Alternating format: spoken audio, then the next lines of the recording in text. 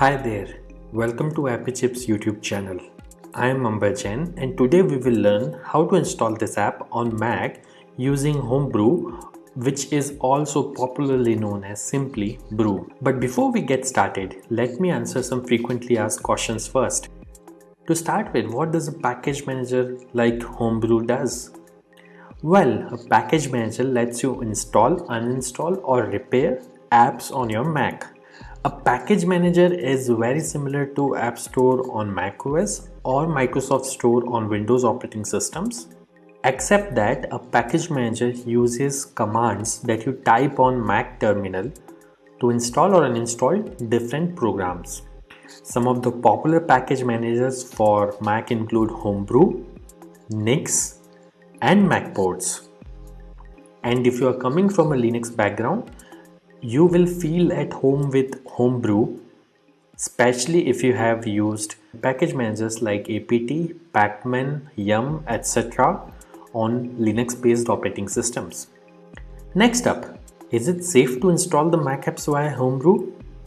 Short answer, yes. In fact, Homebrew is the most popular and thus most widely used package manager on macOS. Moreover, Homebrew is a non-profit member of Software Freedom Conservancy Foundation, also known as SFC Foundation.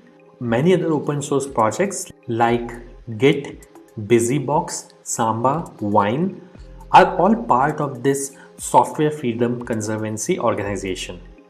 Also, you might be surprised to know that Homebrew is the most forked project on GitHub and it has the largest number of contributors on its GitHub repository.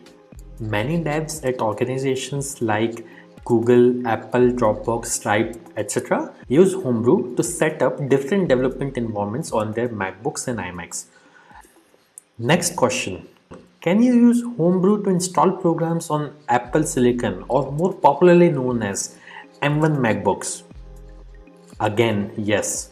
Starting version 3.0 of Brew, Apple Silicon is now supported on Homebrew. In fact, Homebrew also supports programs that are at the moment only supported via Rosetta 2 on Apple Silicon. Now that I have answered your questions on safety and compatibility of Homebrew, let's get to the installation process.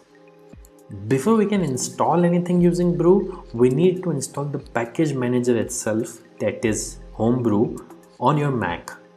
So let's see now how can we install Brew on Mac. Let me open my Mac here. First, you need to press Command and space on your keyboard. This will open Spotlight Search on your Mac. And then you have to type terminal.app. You will see this terminal app. Simply double click on it to open terminal. Let me maximize this terminal window. Now we need to copy paste the command to install Homebrew from the Brew website. So open your web browser and simply go to the website brew.sh. Once you are on the website, you will see this section called Install Homebrew, which has a command that you can simply copy by clicking on this button over here. Once it is copied, you have to go back to terminal, right click, paste. Now that the command is copy paste over onto this terminal, press enter. This will start Brew installation. Now it is prompting me to enter my user's password on Mac. I am going to type the password now, but it won't be visible on your terminal. Once you have entered the password, simply press enter, and if the password is correct, the script will continue. Now it is saying press return to continue the installation. I'll press enter here, and this will start the installation of Homebrew on my Mac. Let's wait for this to finish. As this message here says, installation successful. So that's it. Brew is successfully installed on your Mac now. Now before we proceed, I would like to highlight that Brew collects anonymous usage data via Google Analytics. As you can see on this page, if you want to opt out, you can simply run this command brew analytics off and press enter, which simply disables the anonymous usage data collection on your Mac. Now let's update the package database locally by pulling the metadata of the latest packages on a local map from the central brew repository. This should typically take less than a minute to complete depending on your internet connection speed. To do so, simply type the command brew update and press enter. As you can see, my local brew database is already up to date because I just installed brew on my system. Now to install the app, let's run the brew install command. Mind you, if during installation, if you're prompted to enter a password, enter your Mac user's password to continue.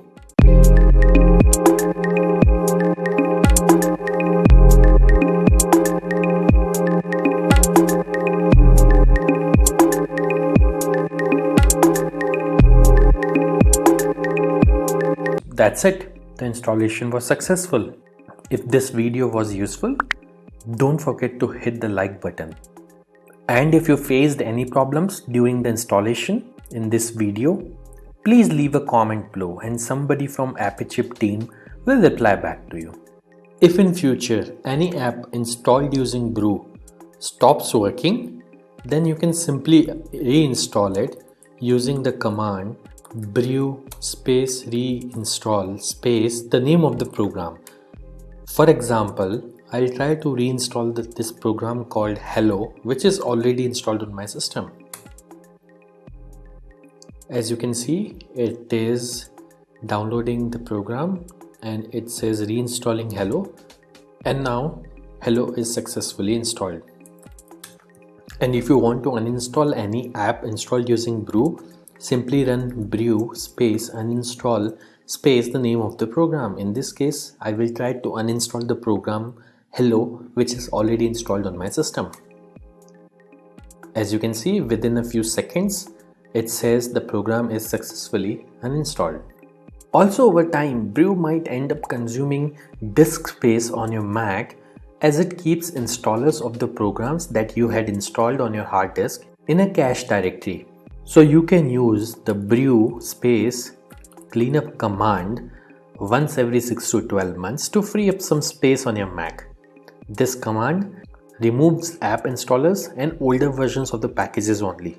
It would not uninstall any of the apps that you have installed.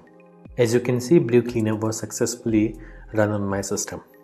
So do subscribe to our channel as we have tutorials for installation of over 9,000 programs on Mac, which will come handy. If you need to install other apps on Mac in future, chances are that we have got it covered already.